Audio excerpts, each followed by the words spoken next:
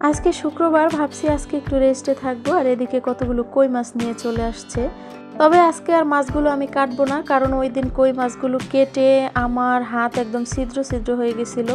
কই মাছের কাঁটাগুলো যে এত শক্ত, আমার একদম কাটতে ভয়ই লাগে। আর এদিকে স্বপ্নতে হচ্ছে 5 লিটারের তেলের বোতল পায় নাই, 2 লিটার করেই দুইটা নিয়ে আসছে।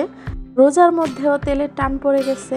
হ্যালো এভরিওয়ান, আসসালামু আলাইকুম। কেমন আছেন সবাই? আশা করছি সবাই খুব ভালো আছেন। আমি আল্লাহর রহমতে ভালো আছি।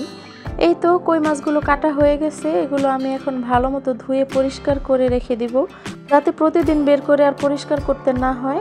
কই মাছ ধুইতে গেলেও আমার হচ্ছে হাত কেটে যায়, কারণ কই মাছের কাঁটাগুলো এত শক্ত আর আমার হাতও মনে হয় অনেক নরম।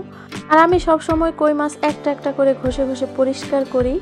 মাছগুলো ধুইতে গিয়ে দেখলাম যে মাছ কাটার সময় অনেক আইসি রয়ে গেছে মাথার কাছে বা পেটের কাছে, অনেক জায়গায়। তো এগুলো আর ঘষে ঘষে অনেক সময় লাগবে পরিষ্কার করতে। আমি আবার নতুন করে বটি দিয়ে তারপর উঠিয়ে নিচ্ছি।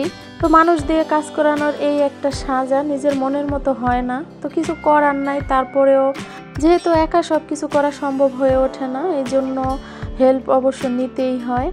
সবগুলো মাছের একই অবস্থা, তো আমি সবগুলো একটা একটা করে ক্লিন করে নিয়েছি, তারপর হচ্ছে একটা একটা করে ঘষে পরিষ্কার করে নিয়েছি। তো আমার ডাবল সময় লাগছে। তো যাই হোক, এখন হচ্ছে রান্নার জন্য রেখে বাকিগুলো আমি রেখে দিব।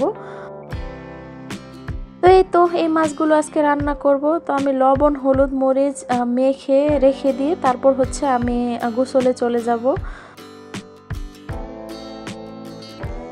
গোসল করে নামাজ পড়ে এসে দেখি আবার যেন কি নিয়ে আসছে। তো আমাকে দেখে বলতেছিল যে আবার মাছ নিয়ে আসছি, আমাকে রাগানোর জন্য। তো বের করে দেখলাম যে এখানে হচ্ছে পটল, তারপরে ঢেঁড়স, এগুলো নিয়ে আসছে।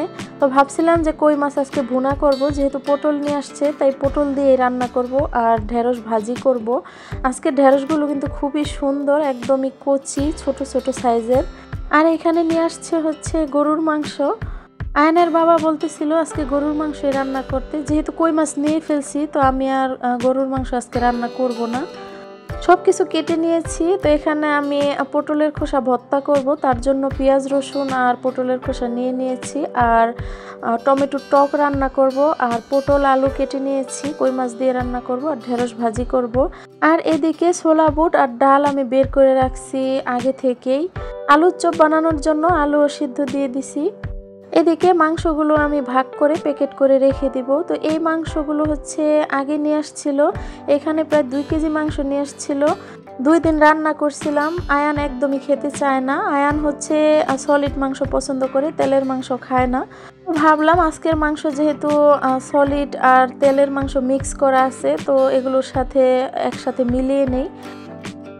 আমি সবসময় এক চুলায় রান্না করে অভ্যস্ত, 2 চুলায় রান্না করতে গেলে আমি একদম গুলিয়ে ফেলি। তো এদিকে হচ্ছে পটলের খোসা ভেজে নিয়েছি, আর মরিচ আগে থেকেই ভেজে রাখছি, যেহেতু প্রতিদিনই লাগে আর এরকম আমি সবসময় করে রাখি। ঢেঁড়স ভাজিও হয়ে গেছে, আর এদিকে হচ্ছে কই মাছের তরকারিও হয়ে গেছে। তো তরকারিটা মাশাআল্লাহ দেখতে খুবই সুন্দর লাগছে। আর আমি বেশিরভাগ সময় হচ্ছে ইন্ডাকশনে রান্না করি, যেহেতু আমাদের কম রান্না বান্না। এদিকে হচ্ছে টমেটো টকও বসিয়ে দিছি। ইফতার করার পরে নামাজ পড়ে তারপর হচ্ছে মুড়ি ভর্তা করি।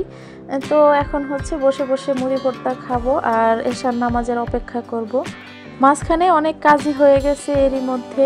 তো যতটুকু ভিডিও আকারে ধারণ করতে পেরেছি ততটুকুই আপনাদের মাঝে শেয়ার করলাম। ভিডিওটি ভালো লাগলে অবশ্যই একটা লাইক দিয়ে দিবেন। সবার সুস্বাস্থ্য কামনা করে আজকের ভিডিওটি এখানেই শেষ করছি। সবাই ভালো থাকবেন। আল্লাহ হাফেজ।